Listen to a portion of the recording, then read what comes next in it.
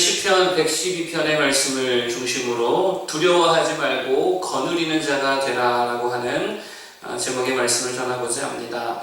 오늘 본문을 통해 몇 가지를 살피기를 원하는데 오늘 두 가지를 말씀드리기를 원합니다. 첫 번째로 말씀을 붙들면 힘을 얻는다라고 하는 것입니다. 1절과 2절을 한번 보겠습니다. 1절과 2절 시작. 할렐루야. 여호와를 경외하며 그의 계명을 크게 즐거워하는 자는 복이 있도다. 그의 후손이 땅에서 강성하며 정직한 자들의 후손에게 복이 있으리로다.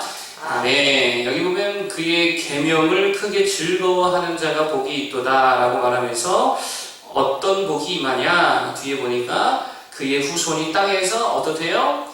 강성하다 이렇게 말하고 있죠. 강성하다라고 하는 것은 힘이 있다, 능력이 있다, 뭐 그런 뜻이거든요. 그러니까 하나님의 말씀을 붙들고 즐거워하며 기도와 순종으로 말씀에 반응하는 자에게는 뭐를 주시냐면 힘을 주신다라고 하는 것입니다. 여러분, 힘이 뭡니까? 힘은요, 이런 것 같습니다. 힘은 끌려다니지 않는다라고 하는 거예요. 힘 있는 사람은 끌려다니지 않거든요. 도리어 어떻죠? 거느린다는 거예요. 힘 있는 사람은 끌려다니지 않고 거느린다라고 하는 것입니다. 그게 힘이지요. 그래서 힘이 있으면요, 돈에 끌려다니지 않습니다. 오히려 돈을 어떻게 한다고요? 거느린다는 거예요. 여러분, 그래서 3절에 뭐라고 말합니까? 3절에 보니까 함께 보겠습니다. 시작. 부와 재물이 그의 집에 있으며 그의 공의가 영구히 서 있으리로다. 아멘. 잘 보세요. 성경이 그가 돈을 많이 번다 이런 식으로 표현하지 않고 돈이 그의 집에 머물더라 이렇게 말하고 있어요. 무슨 말이냐면 돈을 쫓아가고 있지 않고요, 오히려 돈이 그를 따라다니고 있다는 거예요. 돈을 거느리고 있다는 거예요. 이게 힘이라는 거예요. 힘이 없는 사람은 돈이 많건 적건 간에 상관없이 늘 돈에 휘둘립니다. 힘이 없기 때문에 돈에 휘둘려요. 돈에 끌려다닙니다. 돈이 주인이죠. 그래서 자기 돈임에도 불구하고 자기가 거느리지를 못하는 거예요. 구제 하나도 제대로 못하고 헌금 하나도 제대로 못하고 주도적으로 돈을 쓰지 못한다는 거예요. 그게 뭐죠? 힘이 없다라고 하는 것이죠. 끌려다니는 거예요. 돈의 노예다라는 것입니다. 그러나 힘 있는 자들은요, 돈을요, 거느린다라고 하는 거예요. 그래서 5절에도 뭐라고 말해요? 자, 5절에도 읽어보겠습니다. 시작. 은혜를 베풀며 구워주는 자는 잘 되나니 그 일을 정의로 행하리로다. 아멘. 은혜를 베풀며 잘 구워준다. 이게 무슨 말입니까? 돈을 거느린다라고 하는 거예요. 여러분, 비단 돈뿐 아니라는 것입니다. 사람과의 관계도 마찬가지라는 거예요. 힘없는 자들은요, 늘 관계에 끌려다닌다라고 하는 거예요. 거느림을 도리어 당한다라고 하는 거죠. 남자에게 거느림을 당하죠. 여자에게 거느림 당하죠. 맨날 관계에 끌려다니고 쫓아다니고 그렇다라고 하는 거예요. 그게 왜 그러냐면 힘이 없어서 그렇다라고 하는 거예요. 그래서 힘 있는 자들은요, 사람도 어떻게 해요? 거느린다라고 하는 거예요. 여러분, 예수님만 보면 알 수 있지요. 예수님은 육체적으로, 뭐 경제적으로, 정치적으로 보면 그런 힘은 없었습니다만 예수님께는 권능이 있었고 파워가 있었고 영적인 힘이 있었잖아요. 그랬을 때 가만히 신약성경을 읽어보면 늘 사람들을 어떻게 하고 다닙니까? 거느리십니다. 거느리세요. 따라와라 하면 사람들이 따라온다는 거예요. 그게 왜 그러냐면 사실 이게 진짜 힘이고 진짜 능력이다라고 하는 거예요. 여러분, 따라서 우리가 전도하고 선교하고 영적인 리더가 되려면 반드시 필요한 게 있는데 그게 뭐냐면 정말 하나님이 주시는 그런 힘이 있어야 될 줄로 믿습니다. 그러면 재물과 사랑과 모든 것을 거느리는 자가 될 수 있다고 하는 거예요. 자, 그러면 다시 돌아가서 그 힘을 누가 얻는데요? 1절에 봤죠? 여호와를 경외하고 그의 계명을 크게 즐거워하는 자에게 그런 힘을 주신다라고 하는 거예요. 우리들 표현으로 하면 말씀 붙드는 자에게 힘을 주신다라고 하는 것이죠. 그러면 누가 말씀을 붙드는 자들입니까? 이런 거 보면 알 수 있는 것 같아요. 진짜 중요한 순간에 결국에 가서는 말씀에 순종하느냐 아니면 자기 이익과 경제적인 이득 뭐 그런 거를 따라갈 거냐, 이거 보면 알 수 있다고 하는 거예요. 고민하고 기도하다 결국에는 순종을 택하는 사람이 있는 반면에 결국에는 고민하다가 불순종을 선택하는 사람이 있다는 것입니다. 여러분, 그런데요, 처음에는 이 순종과 불순종에 있어서 처음엔 차이가 별로 안 나는 것 같아요. 오히려 순간의 이득을 쫓아간 사람처럼 더 잘 되는 것 같습니다. 그런데 이게 뭐 영적인 함수라고도 볼 수 있는데 시간이 가면 갈수록 어떻게 되냐면요. 이 차이가 엄청나게 벌어진다라고 하는 거예요. 다른 데서 찾을 것도 없이 요셉과 그 형제들의 모습만 창세기를 통해 봐도 알 수 있겠죠. 요셉의 형들은 어떻게 보면 자기들 이득을 따라갔다라고 볼 수 있겠죠. 그래서 동생도 돈 받고 팔아넘겼습니다. 처음에는 형들이 잘 나가는 것 같지요. 그런데 이들이 승리한 것 같지만 수십 년이 지나고 나니까 어떻게 돼요? 격차가 엄청 벌어진다는 거예요.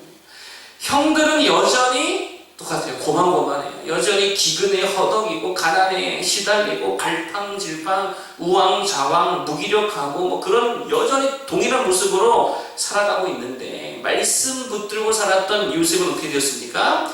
범접할 수 없는 거인이 되었다라고 하는 거예요. 결국 누가 거느리죠? 요셉이 온 식구들, 온 나라 백성을 다 거느리게 되더라는 거예요. 여러분, 그러면 우리는 어떤 사람이 되어야 되겠습니까? 요셉과 같이 결국에는 순종하고 말씀 붙드는 사람이 되어야 될 줄로 믿습니다. 결국에는 말씀 붙들어야죠. 고민이 되더라도, 처음에는 고민이 되더라도 결국에는 기도하는 사람이 되고요. 결국에는 용서할 수 있는 사람이 되고요. 결국에는 예수 그리스도의 일꾼이 되어지고 결국에는 예배자가 되어야지요. 그래야 된다라고 하는 거예요. 여러분, 신약의 부자 청년은 어땠습니까? 고민하다가 결국에는 불순종을 선택했잖아요. 그 이후에 그는 성경에 등장하지 않는다라고, 잊혀진 자가 되었다라고 하는 것이죠. 여러분, 정말 말씀 붙들어서 돈이든 관계든 모든 것들을 주 안에서 큰 힘으로 거느릴 수 있는 모두가 되기를 축복합니다. 두 번째로 말씀드릴 것은 뭐냐? 두려움을 버리라라고 하는데, 두려움을 버려라. 7절 보겠습니다. 자, 7절 한번 읽어보겠습니다. 시작. 그는 흉한 소문을 두려워하지 아니하니요 여호와를 의뢰하고 그의 마음을 굳게 정하였도다. 아멘. 여기 보면 여호와를 의뢰하고 그의 마음을 굳게 정하였도다 이렇게 말하지. 믿음이잖아요. 그러니까 믿음의 반대는 사실 의심이 아니고 뭐냐면 두려움이다라고 하는 거예요. 흉한 소문을 두려워하지 아니하며 여호와를 의뢰하고 그의 마음을 굳게 정하였도다. 여러분, 믿음의 반대는요 두려움이다라고 하는 것입니다. 여러분, 우리가 왜 두려워할까요? 뭐가 없어서 그래요? 믿음이 없어서 그런 거예요. 그러면 누가 두려워하지 않지요? 믿는 자가 두려워하지 않는 거예요. 그래서 어제 믿음이 뭐라고 말씀드렸냐면, 믿음은 곧게 주님을 바라보는 거, 곧게 좌로든지 우로든지 보지 아니하고 주님만 곧게 바라보는 거, 세상과는 강도 없고 부족한 주만 보이는 거, 이게 믿음이라고 그랬잖아요. 그래서 주님만 보면 두려움이 사라진다는 거예요.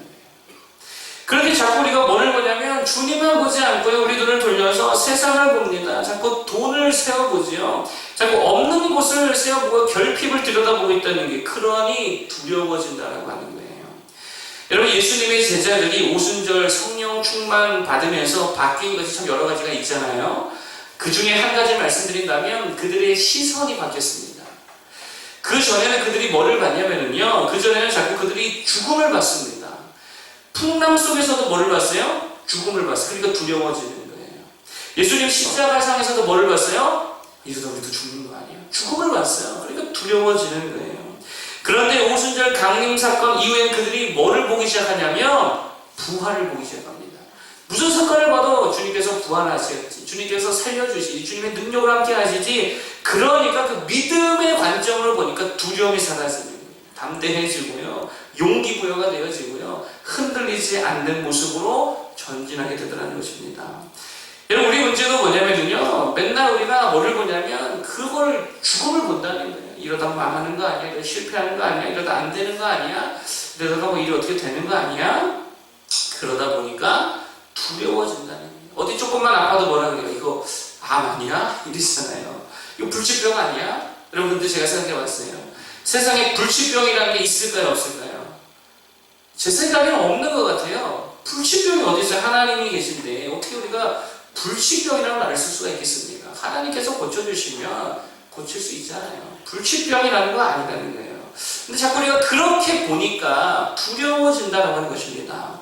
하나님만 믿고 하나님만 볼 수 있는 우리 모두가 되기를 바랍니다. 그러니까 믿음으로 해석을 잘 해야 된다고 하는 거예요. 그래서 지난 수요일날 노사연 씨 이야기 해드렸잖아요. 참 재밌지 않습니까?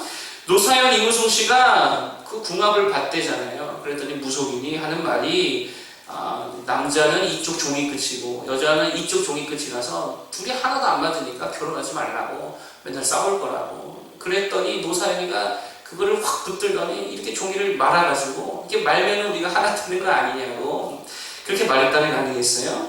여러분 이게 뭐죠? 믿음으로 해석하는 거잖아요. 아무리 뭐 성경이 어떻다 성격이 어떻다 차이가 어떻다 해도 믿음으로 해석할 수 있다라고 하는 거예요. 여러분 그게 믿음이라고 생각합니다.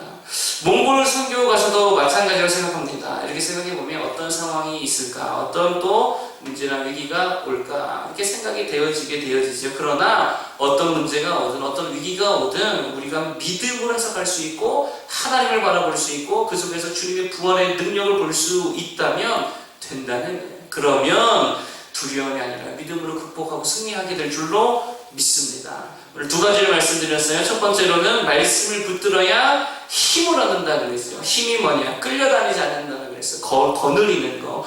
말씀 충만해서 정말 물질도 관계도 이렇게 거느릴 수 있는 자들 되기를 축복합니다. 두 번째, 두려워하지 말고 하나님을 믿자라 그랬죠. 믿음이 뭐냐? 하나님만 보는 거, 부활을 보고 믿음으로 해석할 수 있는 거. 우리가 그래서 말씀과 믿음 붙들어서 정말 힘있게 열매 맺는 우리가 되기를 축복합니다. 기도하겠습니다.